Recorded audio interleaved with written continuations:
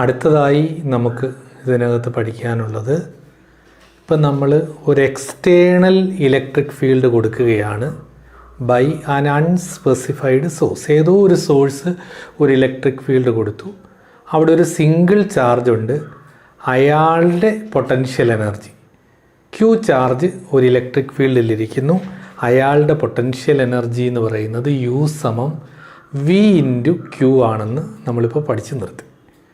ഇനിയുള്ളത് രണ്ട് ചാർജുകളുണ്ട്. Q1 and Q2 are placed in an electric field at A and B separated by a distance R12.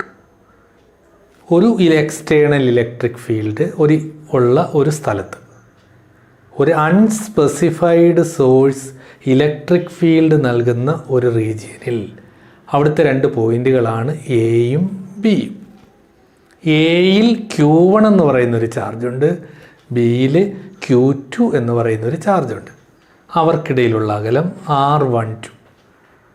ഈ electric field കാരണം എയിലെ potential V1ഉം ബിയിലെ potential V2മാണ്.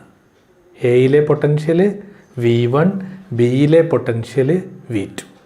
അങ്ങനെയാണെങ്കിൽ നമ്മൾ തൊട്ട് മുന്നേ പഠിച്ച ഇക്വേഷൻ വെച്ചിട്ട് നമുക്ക് ഈ എയിലെ ഈ Q1 ചാർജ് കാരണമുള്ള പൊട്ടൻഷ്യൽ എനർജി നമുക്ക് കണ്ടുപിടിക്കാം. Potential energy of charge Q1, U1 is equal to എന്താണ് ഈ Q1 കാരണമുള്ള പൊട്ടൻഷ്യൽ എനർജി കണ്ടുപിടിക്കാൻ? Q ചാർജ് V പൊട്ടൻഷ്യൽ ആണെങ്കിൽ എന്താണ് നമ്മൾ കണ്ടുപിടിച്ചത്? VQ എന്നാണ്, തൊട്ട് മുന്ന് പഠിച്ചതാണ്. അങ്ങനെയാണെങ്കിൽ ഈ ചാർജ് കാരണം ഇവിടുത്തെ പൊട്ടൻഷ്യൽ എനർജി എത്രയാണ്? എന്ത് വരും? V1 Q1 എന്ന് വരും. അടുത്തതായി ഇതിവിടേക്കട്ടെ. ഇനി ഇയാളുടെ കാര്യം, ബിയിൽ Q2 ഉണ്ട്, അവിടുത്തെ പൊട്ടൻഷ്യൽ V2 ആണ്. അങ്ങനെയാണെങ്കിൽ പൊട്ടൻഷ്യൽ എനർജി ഓഫ് Q2ൻ്റെ പൊട്ടൻഷ്യൽ എനർജി എത്രയാണ്?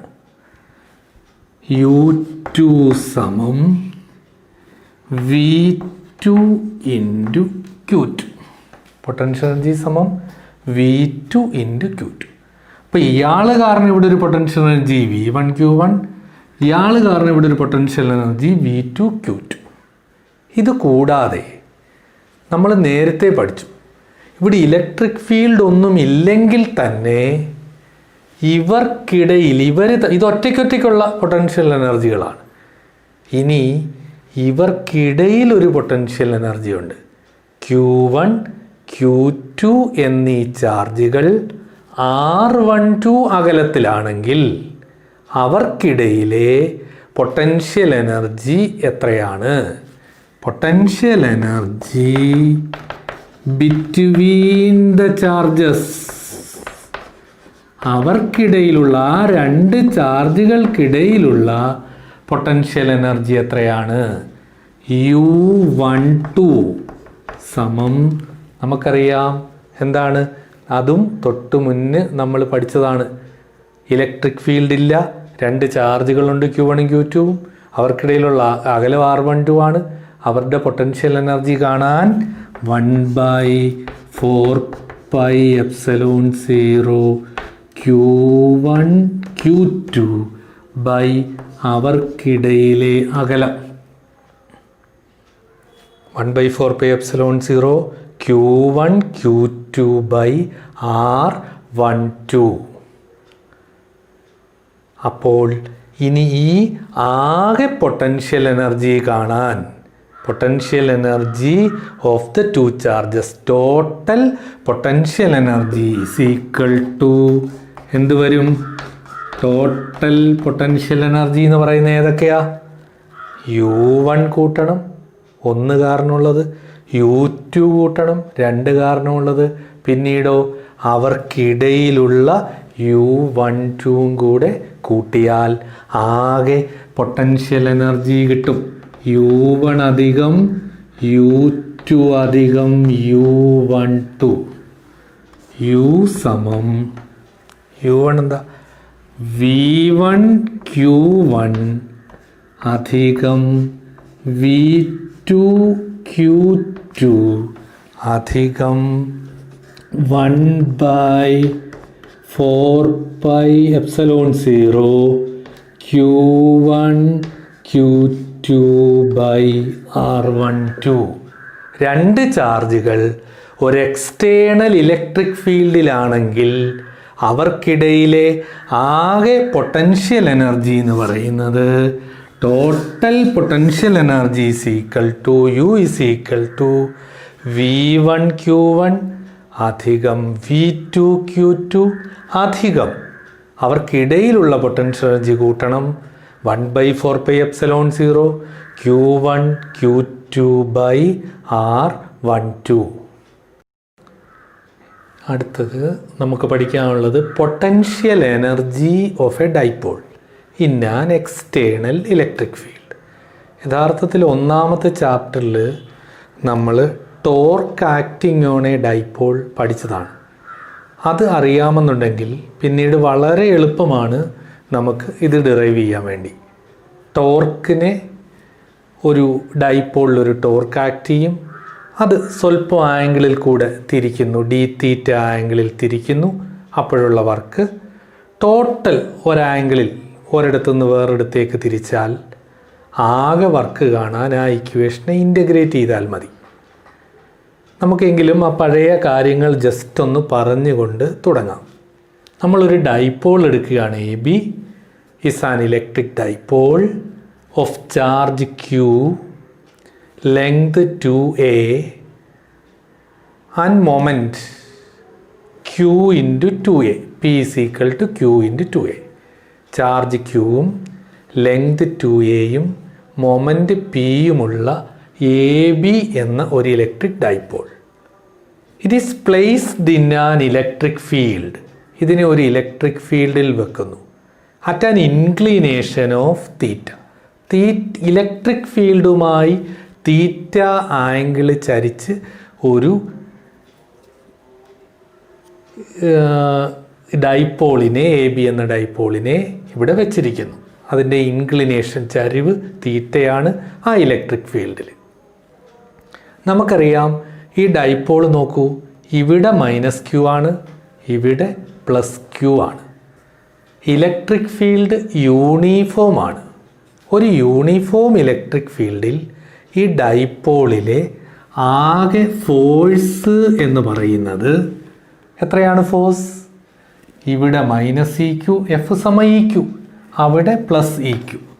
ഒരിടത്ത് +EQ, ഒരിടത്ത് -EQ = 0. ടോട്ടൽ ഫോഴ്സ് 0 ആണ്. പക്ഷേ ഈ ഫോഴ്സ് ഈ എൻഡിൽ അങ്ങോട്ടും ഈ എൻഡിൽ ഇങ്ങോട്ടും തുല്യവും വിപരീതവുമാണ്. Equal and opposite. അതുകൊണ്ട് തന്നെ എന്ത് ചെയ്യും? ഈ ഡൈപോള് റൊട്ടേറ്റ് ചെയ്യും. ഡൈപോളിൻ്റെ റൊട്ടേറ്റിംഗ് ടെൻഡൻസിയെ വിളിക്കുന്ന പേരാണ് torque. Torque is the rotating tendency and it is measured as. എങ്ങനെയാണ് നമ്മൾ ടോർക്ക് അളക്കുന്നത്? Torque is equal to 1 force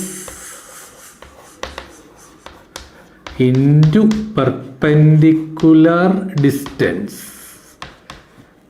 ഇത് ഓൾറെഡി നമ്മൾ പഠിക്കേണ്ടതാണ് ഒന്നാമത്തെ ചാപ്റ്ററിൽ. അപ്പോൾ നമ്മൾ പറഞ്ഞത് ഈ ഒരു ഡൈപോൾ, ഇതിലെ ആകെ ഫോഴ്സ് ഒരു യൂണിഫോം ഇലക്ട്രിക് ഫീൽഡ് ആണെങ്കിൽ ആകെ ഫോഴ്സ് 0 ആണ്. പക്ഷേ ഇതിനെന്തുണ്ട്? ഒരു ടോർക്കുണ്ട്. ടോർക്ക് കാണാൻ എന്ത് ചെയ്താൽ മതി?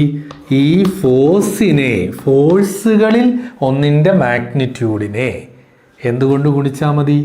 ഈ പെർപെൻഡിക്കുലർ ദൂരം കൊണ്ട് ഗുണിച്ചാൽ മതി. BC എന്ന ദൂരം കൊണ്ട് ഗുണിച്ചാൽ മതി. ഇനി ആ BC ഇവിടെ ഒരു ത്രികോണം എടുത്തിട്ട് അതിൻ്റെ എന്താണ് വരുന്നത്? ഓപ്പോസിറ്റ് സൈഡാണ് വരുന്നത്. അങ്ങനെ വെച്ചൊക്കെ കാൽക്കുലേറ്റ് ചെയ്യാം. ഞാൻ അതിലേക്ക് പോകുന്നില്ല. അതുപോലെ വെക്റ്റർ റെസൊല്യൂഷൻ വെച്ചും നമുക്ക് എന്ത് ചെയ്യാം? ഇത് കണ്ടുപിടിക്കാം. ഇത് താണ്ടെ ഇത് 2a ആണ്, ഇത് തീറ്റ. അപ്പോൾ ഈ സൈഡ് 2a കോസ് തീറ്റ എന്നും മുകളിലോട്ടുള്ള ഈ സൈഡ് 2a സൈൻ തീറ്റ എന്നും വരും. അതേ സൈഡ് തന്നെയാണ് അപ്പുറത്ത് ബി സിയിൽ വരുന്നത്. അതുകൊണ്ട് ബി സി എന്ത് വരും? 2a സൈൻ തീറ്റ എന്ന് വരും. അല്ലെങ്കിൽ ത്രികോണം വെച്ചിട്ട് നമുക്ക് എടുക്കാം. Sine theta is equal to opposite side. ത്രികോണം വെച്ച് അതുകൂടെ പറഞ്ഞേക്കാം. Sine theta is equal to B C by hypotenuse കർണം 2a. അതുകൊണ്ട് B C 2a sine theta എന്ന് വരും. നമുക്കറിയാം Q ഇൻറ്റു 2a എന്ന് പറയുന്നത് P ആണ്. പി ഇ സൈൻ തീറ്റ എന്ന് നമ്മൾ ടോർക്കിൻ്റെ ഇക്വേഷൻ നമ്മൾ അവിടെ പഠിച്ചതാണ്. അപ്പോൾ വീണ്ടും ഇതിലേക്ക് വരികയാണ്. ഇത്രയും ടോർക്കുള്ള ഈ ഡൈപോളാണ് ഒരു ഇലക്ട്രിക് ഫീൽഡിൽ എന്ത് ചെയ്യുന്നത്? ഇരിക്കുന്നത്. ഈ ഡൈപോളിനെ ഞാൻ ഒരു ചെറിയ ആംഗിളിൽ തിരിക്കാൻ പോവാണ്. Dipole is turned through an angle d theta. ചെറിയ ഒരു ആംഗിളിൽ ഈ ഡൈപോളിനെ തിരിക്കാൻ പോവുകയാണ്, ടേൺ ചെയ്യിക്കാൻ പോവുകയാണ്. അപ്പം അങ്ങനെ ടേൺ ചെയ്യിക്കണമെങ്കിൽ നമ്മൾ എന്ത് വേണം? ചെറിയ ഒരു വർക്ക് അവിടെ പ്രയോഗിക്കണം. D W is equal to tau into d theta. ഈ ടോർക്കിനെ ഈ ആംഗിൾ കൊണ്ട് ഗുണിച്ചാൽ അവിടുത്തെ വർക്ക് കിട്ടും. P E sine theta into d theta. അപ്പോൾ ഈ ഡൈപോളിനെ ചെറിയ ഒരു ആംഗിളിൽ തിരിച്ചപ്പോൾ അവിടുത്തെ വർക്ക് എന്ന് പറയുന്നത് എന്താണ്? Work is equal to tau d theta is equal to P E sine theta into d theta. ഞാൻ ഈ ഡൈപോളിനെ ചെറിയൊരു ആംഗിളിന് പകരമായിട്ട് ഇതിനെ ഞാൻ തീറ്റ 0 മുതൽ തീറ്റ 1 വരെ റൊട്ടേറ്റ് ചെയ്യാൻ പോവാണ്. Work done in rotating the dipole from theta 0 to theta 1. വലിയൊരു ആംഗിളിൽ തിരിക്കാൻ പോവാം. അപ്പോൾ ടോട്ടൽ വർക്ക് കാണണം. നമ്മൾ നേരത്തെ ഒക്കെ ഡിറൈവ് ചെയ്തിട്ടുണ്ട്.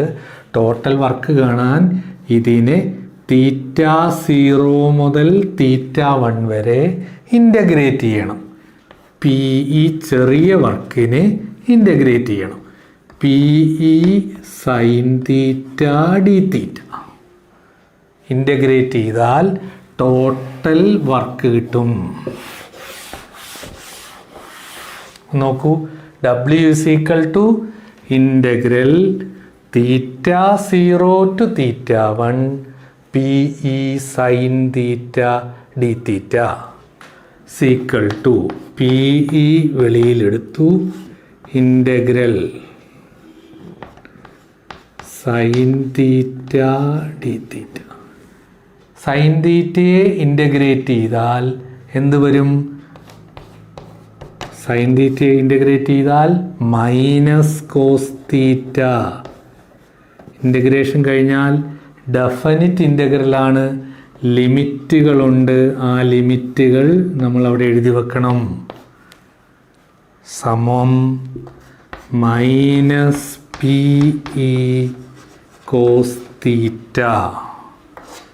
ലിമിറ്റ് കൊടുത്തു.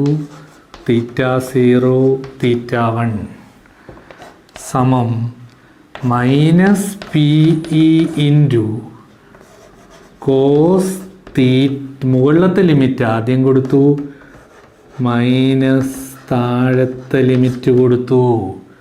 മുകളിലത്തെ ലിമിറ്റ് ആദ്യം കൊടുത്തു. Minus P E into cos theta 1 minus cos theta 0.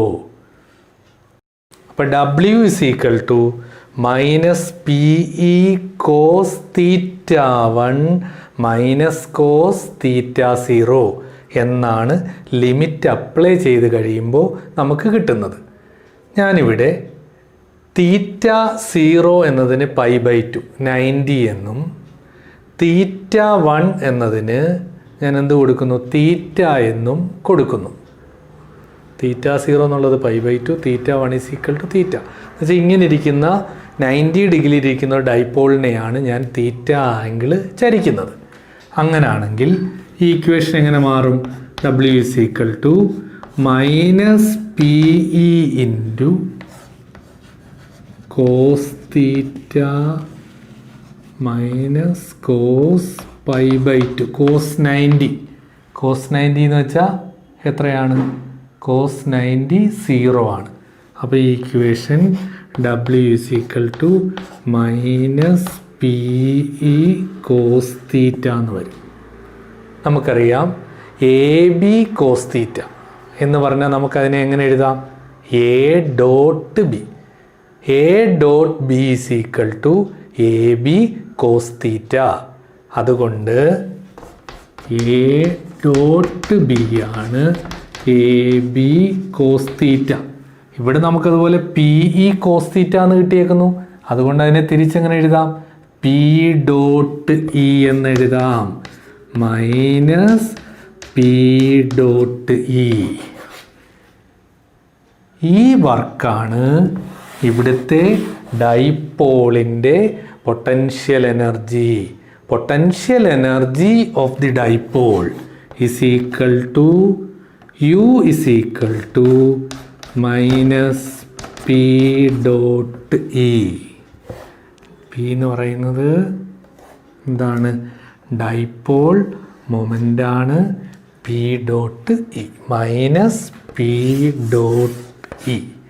ഇതാണ് ഒരു ഇലക്ട്രിക് ഡൈപോളിൻ്റെ പൊട്ടൻഷ്യൽ എനർജിയുടെ equation. U is equal to -P.E. അടുത്തത് ഇലക്ട്രോൺ വോൾട്ട് എന്ന ഒരു ചെറിയ ഷോർട്ട് ക്വസ്റ്റ്യൻ ആണ്. എന്താണ് ഇലക്ട്രോൺ വോൾട്ട്? നമ്മൾ നേരത്തെ ഒരു യൂണിറ്റ്, ഒരു ചാർജിലെ പൊട്ടൻഷ്യൽ എനർജിയൊക്കെ നമ്മൾ പഠിച്ചതാണ്. ഇലക്ട്രോൺ വോൾട്ട് എന്ന് പറഞ്ഞാൽ ഇത് ആദ്യമേ ഒരു കാര്യം പറയട്ടെ. It is the unit of energy. എനർജിയുടെ ഒരു യൂണിറ്റാണ് electron volt. It is the energy acquired by an electron when accelerated through a potential difference of 1 volt. 1 volt potential വ്യത്യാസത്തിലൂടെ ആക്സിലറേറ്റ് ചെയ്യപ്പെടുന്ന ഒരു ഇലക്ട്രോൺ നേടിയെടുക്കുന്ന എനർജിയെയാണ് ഇലക്ട്രോൺ വോൾട്ട് എന്ന് പറയുന്നത്. 1 വോൾട്ട് പൊട്ടൻഷ്യൽ വ്യത്യാസത്തിലൂടെ ആക്സിലറേറ്റ് ചെയ്യപ്പെടുന്ന ഒരു ഇലക്ട്രോൺ നേടിയെടുക്കുന്ന എനർജിയെയാണ് electron volt. It is the energy acquired by an electron when it is accelerated through a potential difference of 1 volt. അപ്പം electron volt is the energy acquired by an electron when it is accelerated through a potential difference of 1 volt. 1 volt potential വ്യത്യാസത്തിൽ കൂടി accelerate ചെയ്യപ്പെടുന്ന ഒരു electron, സഞ്ചരിക്കുന്ന ഒരു electron നേടിയെടുക്കുന്ന എനർജിയാണ് electron volt. അതിൻ്റെ വില എന്ന് പറയുന്നത് 1 EV is equal to 1.6 × 10⁻⁹ ജൂളാണ്. 1 EV is equal to 1.6 × 10⁻⁹ joule. ഇതിന് നമുക്ക് 1 keV എടുക്കാം. 1 keV എന്ന് പറഞ്ഞാൽ എന്താ? കിലോ. 10³ EV ആണ്. എന്ത് വരും? 1.6 × -19 +3 10⁻⁻16 ജൂൾ എന്ന് വരും. അതേപോലെ തന്നെ ഒരു മില്യൺ ഇലക്ട്രോൺ വോൾട്ട് ഉണ്ട്, 10⁶ EV. അപ്പോൾ എന്ത് വരും? 1.6 × 10⁻⁻19 × 10⁶, -19 + 6 -13 ജൂൾ എന്നൊക്കെ നമുക്ക് എന്ത് ചെയ്യാം? ഇവിടെ അഡീഷണലായിട്ടുള്ള ഇതിൻ്റെ യൂണിറ്റുകൾ നമുക്ക് ഇവിടെ എക്സ്പ്രസ് ചെയ്യാം. ഇങ്ങനെ കിലോ ഇലക്ട്രോൺ വോൾട്ടിലും മെഗാ ഇലക്ട്രോൺ വോൾട്ടിലും ഇതിനെ നമുക്ക് എക്സ്പ്രസ് ചെയ്യാം. അടുത്തതായിട്ട് നമുക്ക് പഠിക്കാനുള്ളത് ഇലക്ട്രോസ്റ്റാറ്റിക്സ് ഓഫ് കണ്ടക്ടേഴ്സ് ആണ്. കണ്ടക്ടേഴ്സിൻ്റെ ഇലക്ട്രോസ്റ്റാറ്റിക്സ് നമുക്കറിയാം. കണ്ടക്ടേഴ്സ്, സെമി കണ്ടക്ടേഴ്സ്, ഇൻസുലേറ്റേഴ്സ്, ചാലകങ്ങൾ, അർദ്ധചാലകങ്ങൾ, വിദ്യുദ്രോധികൾ, ഇതൊക്കെ നമ്മൾ പഠിച്ചിട്ടുള്ളതാണ് മുൻ ക്ലാസ്സുകളിൽ. കണ്ടക്ടേഴ്സ് എന്ന് പറഞ്ഞാൽ substances that conduct electricity easily, വളരെ എളുപ്പത്തിൽ വൈദ്യുതിയെ കടത്തിവിടുന്നവരാണ് കണ്ടക്ടേഴ്സ്. ഇൻസുലേറ്റർ എന്ന് പറഞ്ഞു കഴിഞ്ഞാൽ which do not conduct electricity, വൈദ്യുതിയെ കടത്തിവിടാത്തവരാണ്.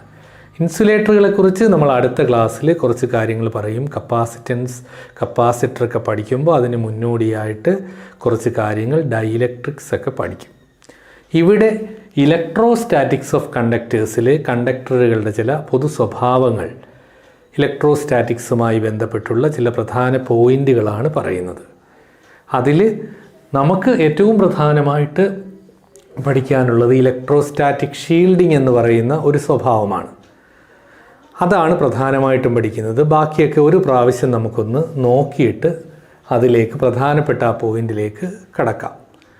ഒന്നാമത് പറയുന്നത് inside a conductor the net electric field is 0. ഒരു കണ്ടക്ടറിനുള്ളിൽ, inside a conductor net electric field is 0 inside a conductor. 2. On the surface of the conductor, the electric field is perpendicular to the surface at every point. ഒരു കണ്ടക്ടറിൻ്റെ സർഫസിൽ എല്ലാ പോയിന്റുകളിലും എന്തായിരിക്കും? Electric field എന്ന് പറയുന്നത് സർഫസിന് perpendicular ആയിരിക്കും. സർഫസിലെ ഓരോ പോയിന്റിലും ഇലക്ട്രിക് ഫീൽഡ് സർഫസിന് പെർപെൻഡിക്കുലർ ആയിരിക്കും. മൂന്നാമത്തെ പോയിന്റ് എന്ന് പറയുന്നത് electric potential is constant throughout the whole volume of the conductor. കണ്ടക്ടറിൻ്റെ മുഴുവൻ വോളിയത്തിലും എടുത്തു കഴിഞ്ഞാൽ എന്താണ്? The electric potential is a constant throughout the whole volume of the conductor. അത് കഴിഞ്ഞുള്ള ഇതൊക്കെ ജസ്റ്റ് ഒന്ന് ഓർത്താൽ മാത്രം മതി. ഇവിടെ പ്രധാനമായിട്ടും നമുക്ക് പഠിക്കേണ്ടത് കണ്ടക്ടറുകളെ കുറിച്ചുള്ള അടുത്ത പോയിൻ്റാണ് ഇലക്ട്രോസ്റ്റാറ്റിക് ഷീൽഡിംഗ്. നമ്മൾ ഒരു കണ്ടക്ടർ നമുക്ക് കൺസിഡർ ചെയ്യാം, എടുക്കാം. അതിനുള്ളിൽ ഒരു ക്യാവിറ്റി ഉണ്ടെന്നിരിക്കട്ടെ. ഈ ക്യാവിറ്റിക്കുള്ളിൽ നമ്മൾ ചാർജിനെ ഒന്നും വെക്കുന്നില്ല. സർഫസിലോ വേറെ എവിടെ ചാർജ് ഉണ്ടെങ്കിലും ഒരു കണ്ടക്ടറിനെ സംബന്ധിച്ച് അതിലൊരു ക്യാവിറ്റി ഉണ്ടെങ്കിൽ ആ ക്യാവിറ്റിക്കുള്ളിൽ electric field 0 the electric field inside a cavity in a conductor is 0. The electric field inside a cavity in a conductor is 0. ഇതാണ് ഇലക്ട്രോസ്റ്റാറ്റിക് ഷീൽഡിംഗ്. ഒരു കണ്ടക്ടറിൽ ഒരു ക്യാവിറ്റി ഉണ്ടെങ്കിൽ അതിനുള്ളിൽ എന്താണ്? ഇലക്ട്രിക് ഫീൽഡ് 0 ഈ പ്രത്യേകതയാണ് ഇലക്ട്രോസ്റ്റാറ്റിക് ഷീൽഡിംഗ് എന്ന് പറയുന്നത്. ഇനി ഇലക്ട്രിക്, ഇവിടെയൊക്കെ ചാർജ് ഉണ്ട്, ഇലക്ട്രിക് ലൈൻസ് ഓഫ് ഫോഴ്സ് ഉണ്ട്. പക്ഷേ ആ ലൈൻസ് ഓഫ് ഫോഴ്സ് എല്ലാം ഈ ക്യാവിറ്റി വരുമ്പോഴത്തേക്ക് എക്സ്പെല് ചെയ്ത് എന്ത് ചെയ്യും? വെളിയിലേക്ക് എന്ത് ചെയ്യും? കടന്നു പോകും. ഇതിനകത്തേക്ക് എന്ത് ചെയ്യത്തില്ല? ഇലക്ട്രിക് ലൈൻസ് ഓഫ് ഫോഴ്സ് കടക്കത്തില്ല. ആ ഇലക്ട്രിക് ലൈൻസ് ഓഫ് ഫോഴ്സിൻ്റെ പേരിലും നമുക്ക് ഇതിന് ഡെഫിനിഷൻ പറയാം. The expulsion of electric lines of force inside a cavity in a conductor is called electrostatic shielding. The expulsion of electric lines of force, electric lines of force എന്ത് ചെയ്യുന്നു? Expel ചെയ്യുന്നു, ഒഴിവാക്കുന്നു. ഇന്നെ cavity ഇന്നെ conductor. ഒരു കണ്ടക്ടറിലെ ഒരു ക്യാവിറ്റിയെ ഒഴിവാക്കി ആ ഇലക്ട്രിക് ലൈൻസ് ഓഫ് ഫോഴ്സ് എന്ത് ചെയ്യുന്നു? പ്രവഹിക്കുന്നു. അതിനെ അങ്ങനെ വേണമെങ്കിൽ നമുക്ക് ഡെഫിനിഷൻ പറയാം. The expulsion of electric lines of force inside a cavity in a conductor is called electrostatic shielding. ഇതിന് ചില ഉപയോഗങ്ങളുണ്ട്. ഒന്നാമത്തെ ഉപയോഗം എന്ന് പറയുന്നത് ചില ഇൻസ്ട്രുമെൻറ്റുകളെ എന്ത് ചെയ്യാൻ? ഇലക്ട്രിക് ഫീൽഡിൽ നിന്ന് സംരക്ഷിക്കുന്നതിന് വേണ്ടി, to protect some instruments from external electric field, we can keep the instruments inside a hollow conductor. ഒരു ഹോളോ കണ്ടക്ടറിനുള്ളിൽ അവരെ സംരക്ഷിച്ചാൽ എന്ത് ചെയ്യത്തില്ല? അതിനുള്ളിൽ ഇലക്ട്രിക് ഫീൽഡിൻ്റെ ഒരു ഇൻഫ്ലുവൻസ് ഉണ്ടാകത്തില്ല. ഇപ്പം നമുക്കറിയാം, ഒരു കേജ് എടുക്കുക, ഒരു ലോഹപ്പെട്ടി എടുക്കുക, അതിനകത്തൊരു ഇൻസ്ട്രുമെൻ്റ് സൂക്ഷിച്ച് വെക്കുക. വെളിയിൽ നിന്നൊക്കെ എത്ര ചാർജുകൾ വന്നാലും പുറത്ത് പ്രവഹിക്കുന്നു എന്നുള്ളതല്ലാതെ ഉള്ളിലെ ഇലക്ട്രിക് ഫീൽഡിൻ്റെ എന്താണ് വാല്യൂ 0 അതുകൊണ്ട് തന്നെ ഈ കേജിനെ ഫാരഡേ കേജ് എന്ന് വിളിക്കാറുണ്ട്. പിന്നെ നമുക്ക് എപ്പോഴും അറിയാവുന്ന ഒരു കാര്യമുണ്ട്, അതും പലപ്പോഴും ഷോർട്ട് ക്വസ്റ്റ്യനായിട്ട് ഇവിടെ നിന്ന് ചോദിക്കാറുണ്ട്.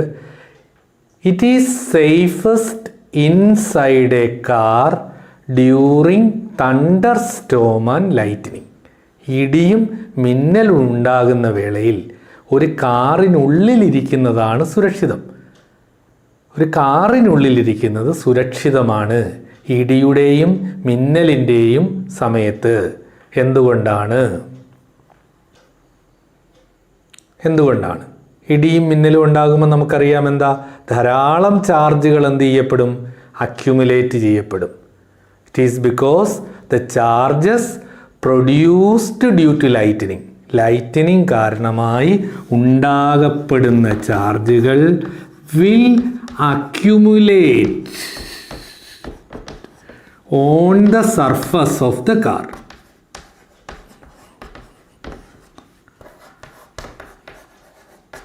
കാറിൻ്റെ എവിടെ അക്യുമുലേറ്റ് ചെയ്യും? സർഫസിൽ എന്ത് ചെയ്യപ്പെടും? അക്യുമുലേറ്റ് ചെയ്യും. And the electric field inside is equal to 0. കാറിനുള്ളിലെ ഇലക്ട്രിക് ഫീൽഡ് 0. അപ്പോൾ ഇടിയും മിന്നലും ഉണ്ടാകുന്ന വേളയിൽ കാറിനുള്ളിലിരിക്കുന്നത് എപ്പോഴും എന്താണ്? അത് സുരക്ഷിതമാണ് എന്ന് ഒരു ചോദ്യം. എന്താണ് കാരണം? It is safest inside A car during thunder Storm and lightning because during lightning charges are produced and will accumulate on the surface of the car. But the electric field inside the car is 0. Lightening വേളയിൽ ധാരാളം ചാർജുകൾ ഉണ്ടാവുകയും അത് കാറിൻ്റെ പുറം സർഫസിൽ accumulate ചെയ്യപ്പെടുകയും ചെയ്യും.